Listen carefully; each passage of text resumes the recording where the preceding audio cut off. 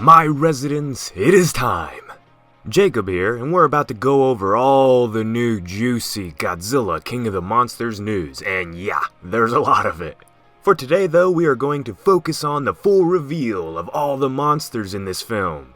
We have Godzilla, we have Rodan, we have Mothra, and we have King Ghidorah.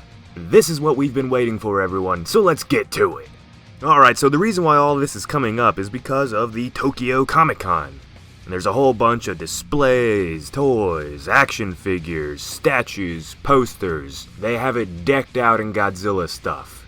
Let's talk about Rodan real quick. Now, there's not too much new that we can see from what they've revealed, but what I noticed is that he looks more bird-like than I originally thought.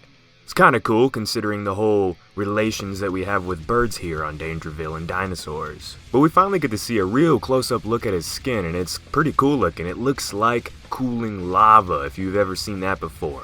I like it. Then we have Miss Mothra. She's looking colorful and beautiful as always. What I really noticed about her new design though is how much more savage and vicious her body looks like. It doesn't look like a little plushy toy anymore, a little cute little stuffed animal. It's not that anymore. She actually looks like she could mess something up finally, which I approve of. Next we have the G-Man himself, big ol' Godzilla. Now we've got some good glimpses at him so far with all the trailers and all the previous footage. However, this is the first time we get a good look at his full body, and to me he just looks more nasty. He's definitely toned up, his body's more sleek, he looks more athletic for a big giant lizard monster. All his scales and scutes just seem to protrude out more and they look more sharp and deadly. I like it a lot. We get a good look at his spines and yeah, they look a lot like the classic Toho Godzilla spines. But the most important thing to come from this is the shape of Godzilla's legs and feet. Now, they're still kinda beefy and thick. However, they don't look like tree trunks anymore. Look at those feet. They look good now. They got some toes coming out. It doesn't look like a big old elephant foot anymore. Well done, Legendary. You listened. And finally, we have Ghidorah. Now, there's a lot of this design that actually looks quite similar to the classic Toho monster. He has the horns on top of his head, and his tail has that bushy, frilled up look that he has in most of the Toho movies as well.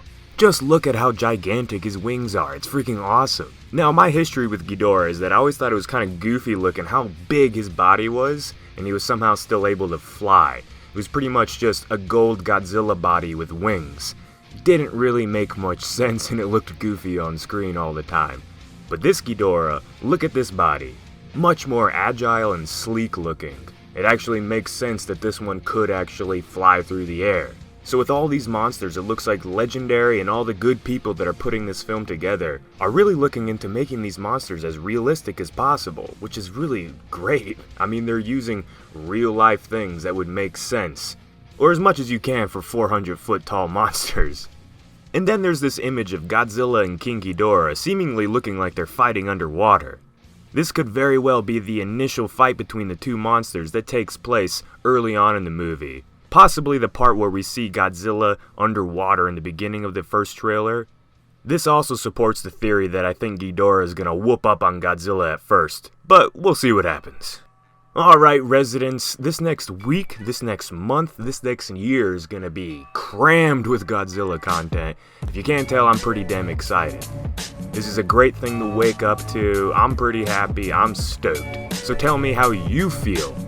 For all the Godzilla content and action and news and everything, become a resident of Dangerville. We may not be the first in news, but we're gonna be the best. Cue the Pokemon theme.